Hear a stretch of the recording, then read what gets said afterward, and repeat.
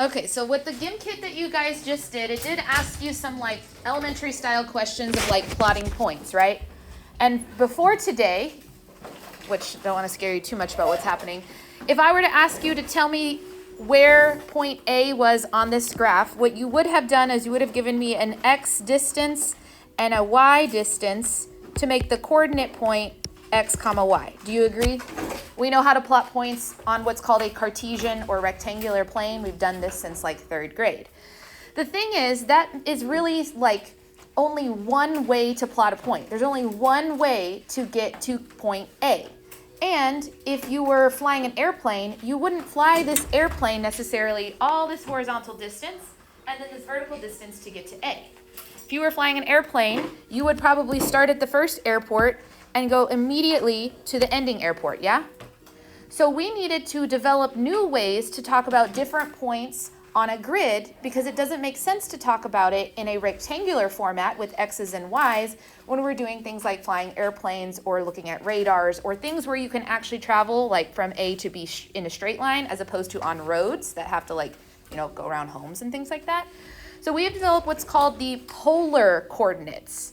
In a polar coordinate, since we are looking at a direction and a distance, the direction is going to be given to you by an angle theta, and the distance is going to be given to you by the radius around a circle. And if you notice, these are the things we've been using this whole time when we talked about trigonometry, radius and theta, and x's and y's. These are all things that are going to come into play when we talk about polar coordinates themselves. So if we actually go to your notes, okay, now we're on something you actually have in front of you. The polar coordinate system does kind of look like a spider web. Yes, this is a polar coordinate system. It's not rectangular. It doesn't have, 1, 2, 3, 4, 5, 6, 7, 8 going to the left and then the negative version and then up and down. It has angle measurements and radii around the circle. So the polar coordinate system is based on a grid of circles centered at the origin and on lines through the origin. Polar coordinates are defined as an ordered pair r, theta. So we're no longer talking about x's and y's, we're talking about radius and angle measurements, r, theta. Such that the absolute value of r, the distance, maybe not the direction, the distance r represents the radius of the circle in which the point lies, and theta, the angle, represents the measure of an angle in standard position whose terminal ray includes the point. This is an advantage. This is a better coordinate system because individual points can be represented in many ways since we're working circularly around a graph. So let's just first see if we can understand how to plot some points on this coordinate grid. Because remember, A through F here, these are not x's and y's. This is radius and theta, the angle. So this first one, letter A, says to plot 4, pi over 2. So what I'm going to do is I'm going to go out to radius 4 on the regular positive x-axis, because it's a radius of 4, and I'm going to rotate around the circle until I get to pi over 2. So if I go to 4, pi over 2, that point is right here. This is A. Radius of 4 with an angle of pi over 2. Do we see that? Let's do B. Okay, for B, I'm going to 6, pi over 3. So the radius is 6. I'm going out to the 6 right here. And I'm going to go around the circle until I get to pi over 3. So 6, pi over 3, I lost it, is right here. 6, pi over 3. That's B. Let's do C. This time we have negative 8, pi over 4. Negative 8 tells me that the radius is 8, but it's in a negative direction. So I'm actually going to start right here at negative 8. But then I need to go a pi over 4 distance from that axis. So normally when we went to pi over 4 from 8, positive 8, we'd go right here. But we're starting here because it's at negative 8. So negative 8, pi over 4 is right here. I'm still traveling an angular distance of pi over 4, but it lands me in quadrant 3 because that point is negative. can I let you guys try D, E, and F? You got it. So the negative just tells you to either work backwards with your angle or start at the negative radius. Okay, if I was doing D, it's 6 comma negative pi over 3.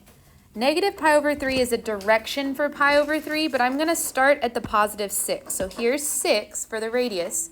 Negative pi over 3 means I'm going that's clockwise. I'm going clockwise pi over 3. So that means I'm going to be right here for D. Did we get that one? All right, cool. For E, if I was doing E, negative 2 comma pi over 6. So we are going to start at negative 2 radius and move a pi over 6 angular measurement, which means I'm just going to drop down to here. Negative 2 comma pi over 6 should be right here. This is E. Did we get that one? Okay, cool. And then last but not least, we have 1 comma pi. To do 1 comma pi, we go to radius 1, which is kind of hard. It's like real small in there because it's just a radius of 1. And pi is all the way right here. So 1 comma pi would be right here. Yes? Did we get that one? Okay, here's the cool thing though. I've been saying you can represent these points in multiple ways, but let's actually do that. So for B, D, and F, the ones that leave you enough space to write another coordinate, I want to help you write a different coordinate that still represents the same space. So if I were wanting to get to the location of B, 6 comma pi over 3, there is tons of ways I could get there. One of the other ways that I could get there is by going to negative 6 comma negative 2 pi over 3. And let's figure out why that is. If I'm at negative 6 comma negative 2 pi over 3, this is telling me to start at negative 6 and travel clockwise instead of counterclockwise 2 pi over 3. So here's 1 pi over 3, here's 2 pi over 3. Didn't I arrive at the same location? So there's multiple ways you can give instructions to land at the same spot when it comes to polar coordinates. If we were trying to get to the purple dot, to D, and instead of going to 6 and then backwards, if I wanted to go forwards, let's start at 6. How many angles would I have to go this direction to get to the same spot? 5 pi over 3. So we could also get to the point D by going to 6 comma 5 pi over 3. Because that ends up in the same location, giving me the same directions. Now, what about 1 comma pi? Can we think of a creative way to get to the same location as 1 comma pi? What if we made this negative? What if we made this negative 1? What's the angle that I would need to travel to get to F if I started at a radius of negative 1? Sure. You could go all the way around, land back at the same spot. Bless you. That also could be negative 1 comma 0. Get to negative 1, don't move by an angle. All of those points end up at the same location. So we have many, many ways to represent the same coordinate points, which we're not able to do in a rectangular coordinate grid, and we are able to do in a polar coordinate grid. So again, let's make this last connection between, you don't have this in your notes, by the way, but just look up at the board. Let's make a connection between the rectangular, which is the old school style ones that you know about, x comma y, and polar coordinates. So again, x comma y gives you basically the starts of a triangle because you have a horizontal displacement and a vertical displacement to create that coordinate point A. But if we do this in a polar coordinate, we are only talking about the angle and the radius, r comma theta. But when you slap all of that together, you do actually get a triangle. So when you took geometry class or slept through geometry class, you learned about right triangle trigonometry the whole time. Angles of elevation, angles of depression, sine, cosine, and tangent, all having to do with a triangle. We're still dealing with that here. It's just now on a coordinate grid instead of just floating out in space like a regular triangle.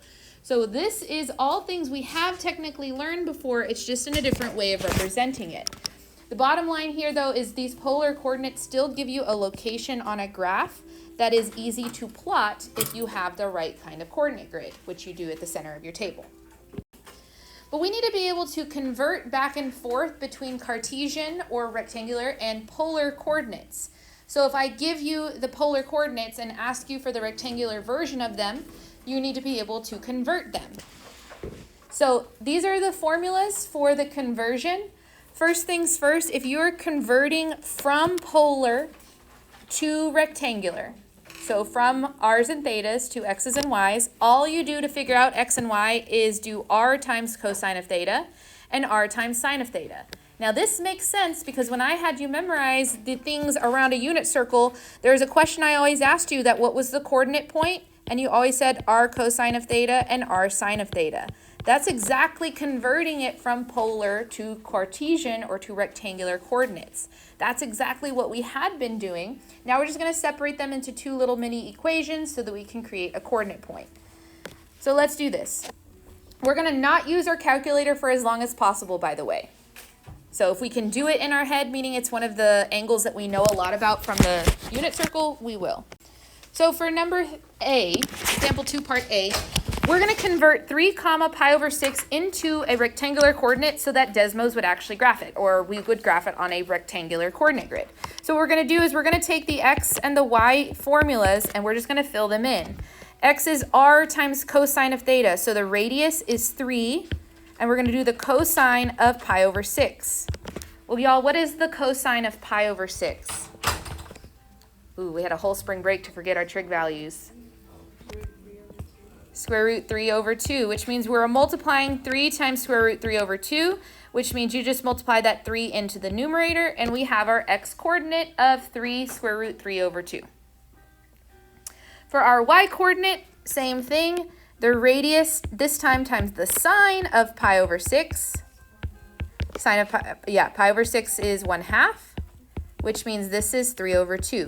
So the coordinate in polar is 3 comma pi over 6. The coordinate in rectangular is 3 square root 3 over 2 comma 3 over 2.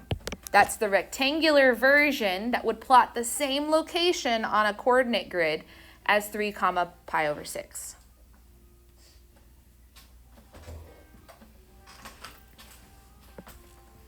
Let's put a little box around that so we can see that's the answer. So we've converted from polar to rectangular. And it's just that formula over and over again. So we'll do it again for B. We have the polar coordinates 4 comma 3 pi over 2. We fill in the formula x is equal to r times, not r, I should actually put the r, 4 times the cosine of theta, which is 4 times what? What is the cosine of 3 pi over 2?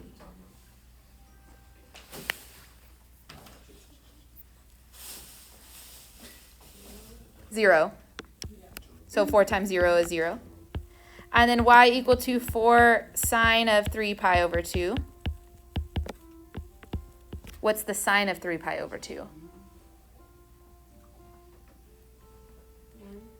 -1, but yes. So that's -4. So in polar, the coordinate is 4 comma 3 pi over 2. In Cartesian or in rectangular, that same coordinate is 0 comma -4. You see how we're just using this formula to convert back and forth? The only way it can get any trickier is if it ends up like problem C, and trickier may even not be the right word to use here. But if we fill in the formulas like normal, x would be 2 times the cosine of pi over 5. Oof. Is pi over 5 a part of the unit circle things I've had you memorize? No, so this is a question where we actually turn to our calculator. So if you don't know the value from the table I've had you memorize from around your unit circle, this is when you go to your calculator. 1, make sure your calculator is in radian mode because my geometry classes have been doing degree mode, so just make sure it's in radians. 2 times cosine of pi over 5, please, and then round it to 3 decimals.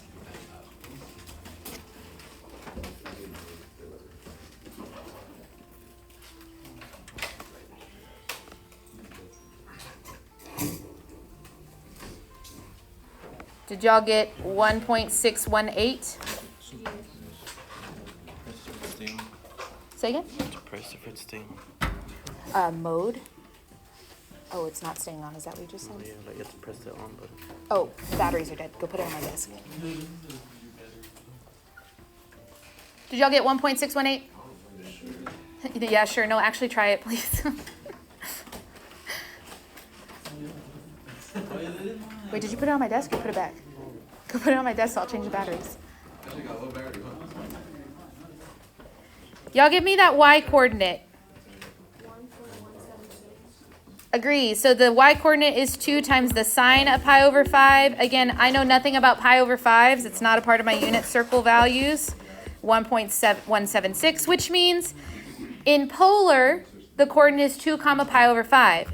In rectangular, it's 1.618 comma 1.176.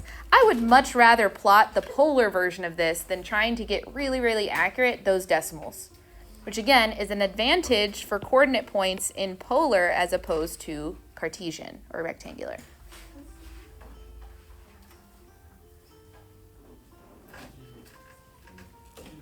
Now what if we wanted to go the other way? The other way, converting from rectangular to polar, is a little bit more complicated, but it's really not. So let me explain to you what this formula is saying. Number one, and this is why I asked you to do Pythagorean theorem on our warm-up. This is literally just Pythagorean theorem. Normally with Pythagorean theorem, it's written a squared plus b squared equal to c squared. Well, c is your radius, so we'll change that to an r. The a and b are x and y. And then if I'm solving for r, what would I do to both sides? Square root. This is just Pythagorean theorem. And that makes sense because we saw on that image that it was creating a triangle. To find the radius when you have the two legs, all you do is Pythagorean theorem. Check, done. To find the theta, to find the angle, we're going to use inverse tangent, which is also why I asked you some inverse tangent questions on that warm-up. There are two options. This is a piecewise function, technically. If x, the x coordinate, is bigger than 0, meaning it's positive, all you have to do is the inverse tangent of y divided by x in your head or in your calculator. If x coordinate, the first coordinate, is less than 0, meaning if the first coordinate is negative, you do the inverse tangent of y over x, but you add pi to the end of it, either by hand or in your calculator. So it's not that bad as long as you're paying attention to whether x is positive or negative. Let me show you an example of how this works because it's really not that bad. Pythagorean theorem we've been doing for a while now in our math career. We're converting 3 comma negative 3 into polar. I need to find r and theta. To find r, all I'm going to do is the square root of the first coordinate squared plus the second coordinate squared. Notice I put the parentheses around the negative 3. Technically, I should have put it around both of them, but if it's a positive number, the parentheses don't change anything. So we're trying to work quickly through this problem. We make sure we put parentheses around the negative 3 so that we're actually scoring negative 3 and not scoring 3 and making it negative. Well, 3 squared is 9, so this is 9 plus 9, which is the square root of 18. And if you make a tree for this, this actually breaks down to 3 square root 2. If you're like, what are you talking about? I'm talking about this. 18 is 2 times 9. 9 is 3 times 3. That's a pair of 3s and a leftover 2. Y'all remember doing that forever ago? Miss, that's a 5? Where? Oh, no, this is a 3. You're right. That's bad handwriting. You're like, how is 5 squared 9? It's a 3. Okay, radius done. It's Pythagorean theorem. We simplify the radical. If you're like, simplifying radicals, what? I need you to Google it on your own because it's a prerequisite for this course. Okay? But for theta, we need to know if the x coordinate is positive or negative to decide if we add pi or not. This x coordinate, is it positive or negative? It's positive. So do we need to add pi? No. All we're doing is the inverse tangent of y divided by x. No plus pi because the x, the denominator, or the first coordinate, is positive. Well, what is negative 3 over 3? Let's just make this simple for a second. That's negative 1. I asked you this question on your gym kit. What is the inverse tangent of negative 1? Oof, inverse tangent. Inverse trig is going to get us for a second. Think of your unit circle. When is tangent equal to 1? What angle? Pi over 4. So meaning if I'm wanting it to be negative, this is negative pi over 4. Mm-hmm. I heard the O's. Okay, so we have our two coordinates. In rectangular, it's 3 comma negative 3. In polar, it's 3 square root 2 comma negative pi over 4. That's the polar version of the same coordinate.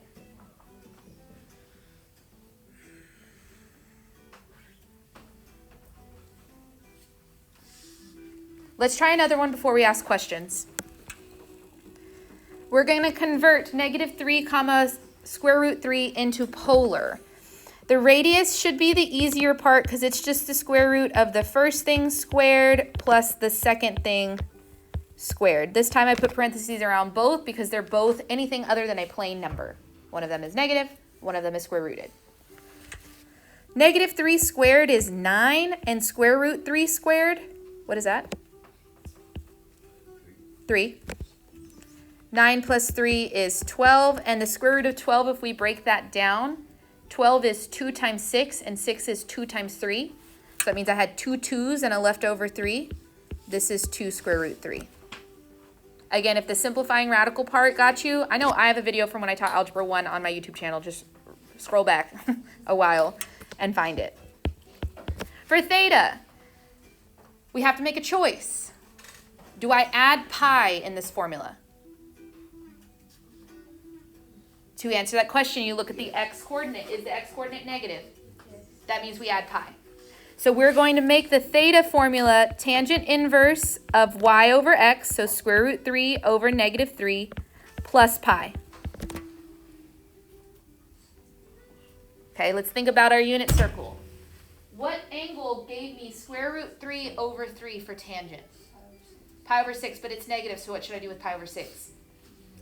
Make it negative pi over 6. So this is negative pi over 6 plus pi. Well, pi I can rewrite to give it a common denominator, since we're doing this in our head, as 6 pi over 6. Right, 6 over 6 is 1, so it's the same thing. What's negative pi over 6 plus 6 pi over 6?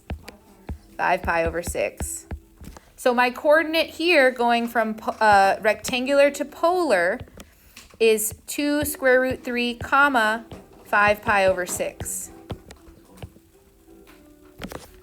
If the inverse trig is completely stumping you right now, get out your paper plate unit circle and see what I'm doing here.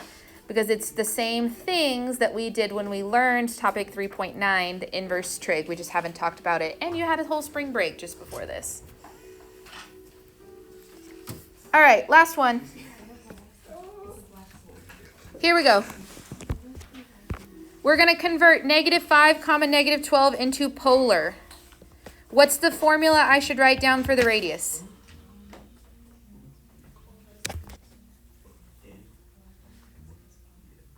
What's first, y'all? Square root, yeah. Negative 5 squared, and then what? Plus negative 12 squared. I'll give you a second. I would like for you to figure this one out for me. This one actually comes out to a cute number. If you know your triples, you should be able to do this without a calculator.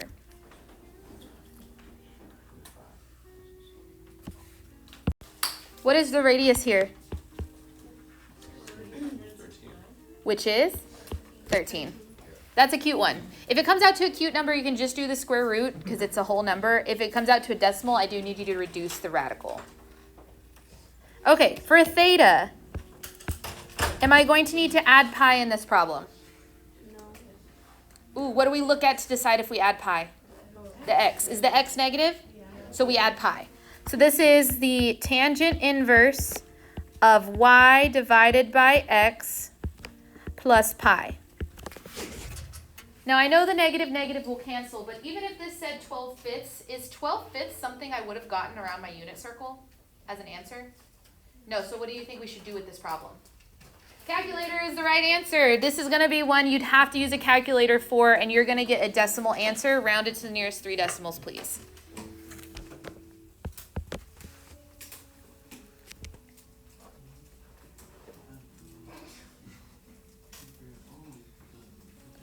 Don't forget the plus pi.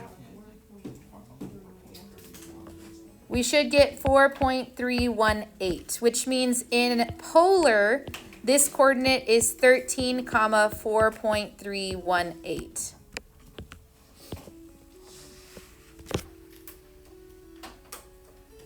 Very cool.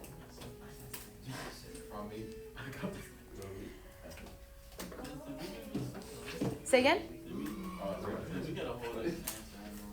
You got a whole different, let me come see.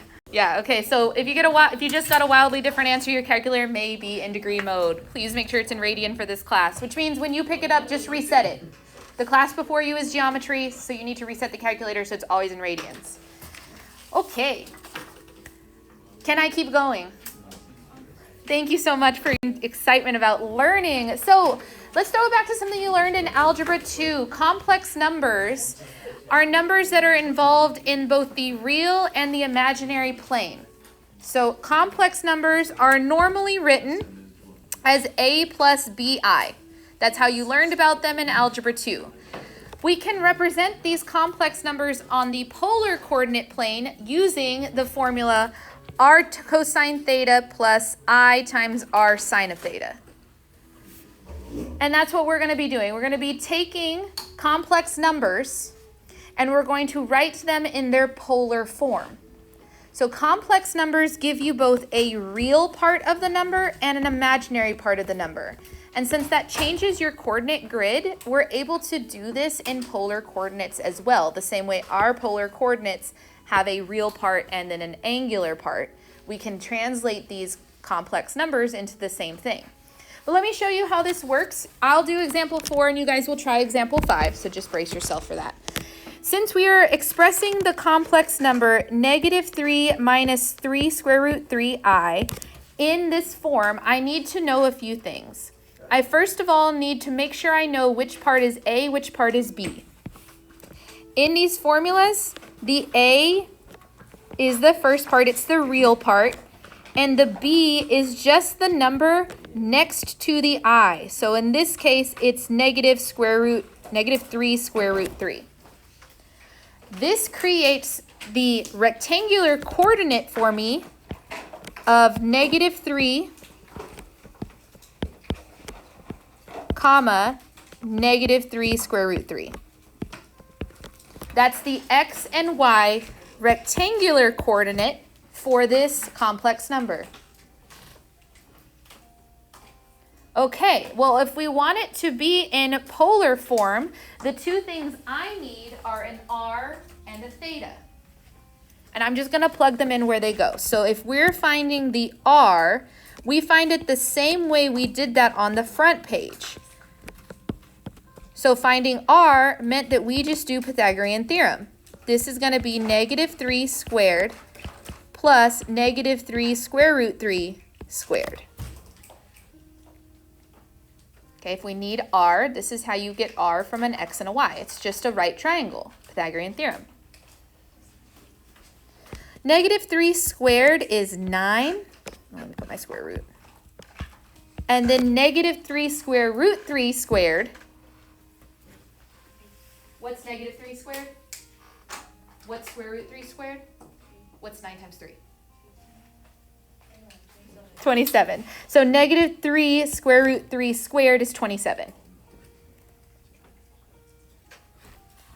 9 plus 27 is 36. And what's the square root of 36? Ah, that's a cute number. We love it. All right. We've gotten the r. We've gotten the radius. To find theta, we use the conversion formula from the front page.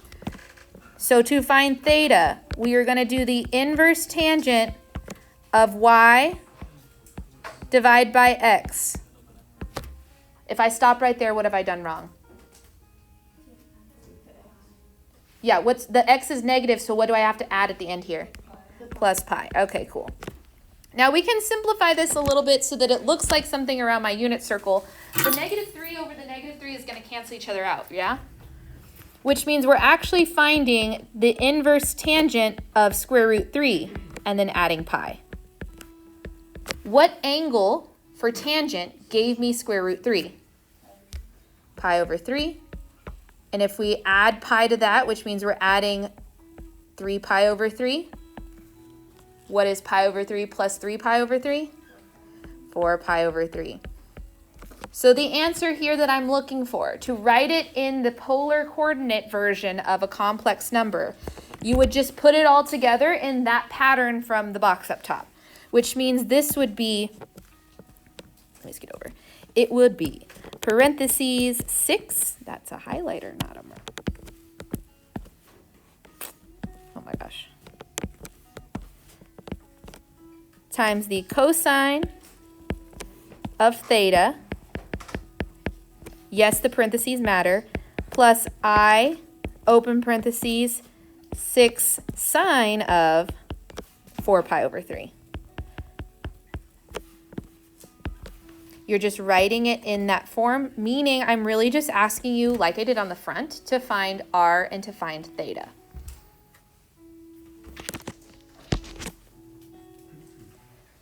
Do you feel like you could try one on your own? I got some yeses and a lot more no's. You're going to try it anyway. Go ahead and try example 5. I'm going to leave this up here so you can see exactly what I did. You're going to follow the same process. So we don't have to add pi at the end of this, which really means I'm trying to figure out what angle around my unit circle for tangent gives me an answer of 1. Pi over 4. So the polar coordinate, polar form of this complex number would be square root 2 times the cosine of pi over 4, close parentheses, plus I times square root 2 sine of pi over 4.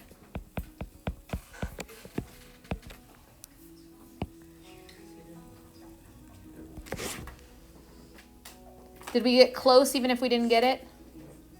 Okay, I'll accept that.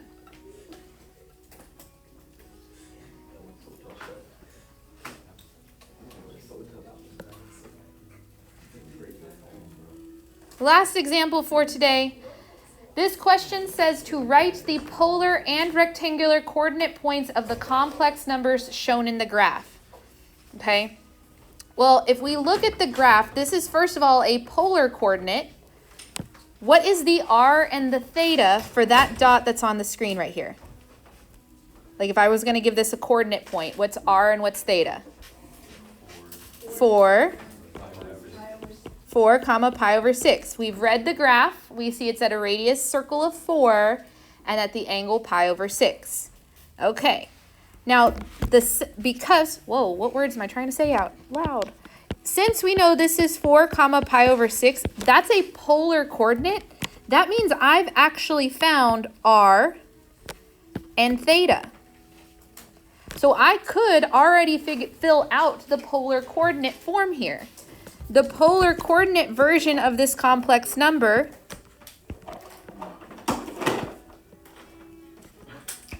is 4 times the cosine of pi over 6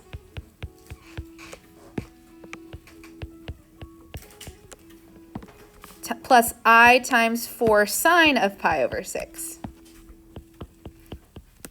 But this question doesn't just stop there. It doesn't just want the polar. It also asks for the rectangular version of the complex number, the rectangular coordinates. So we can convert this polar number into its rectangular version. So flip your notes back over. What was the formula I used to go from polar to an x and a y? R times cosine of theta, and y is r times sine of theta. So since I was given the polar and I want both, I have to convert back to rectangular. The two questions above this, I was given rectangular, so I had to convert to polar. Well, what is the cosine of pi over 6? Square root 3 over 2. And if you notice, I have a 4 on the top and a 2 on the bottom. What's 4 divided by 2? Yeah, 2. So this ends up being 2 square root 3. Sine of pi over 6 is 1/2. So 4 times 1/2 is just 2. This, my friends, is the x and the y coordinate that create the complex number. So the rectangular coordinate associated with this is 2 square root 3, comma 2.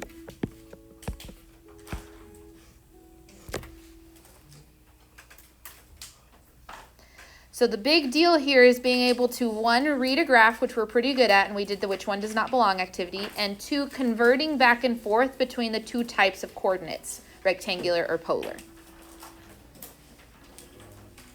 The best way to understand if you understand this is to try some practice problems. So I didn't pass out your worksheet till now. I'm going to go ahead and pass it out to you. You can start working on this for the rest of, oh, we have a lot of time. You might be able to get a lot of this done before you leave class.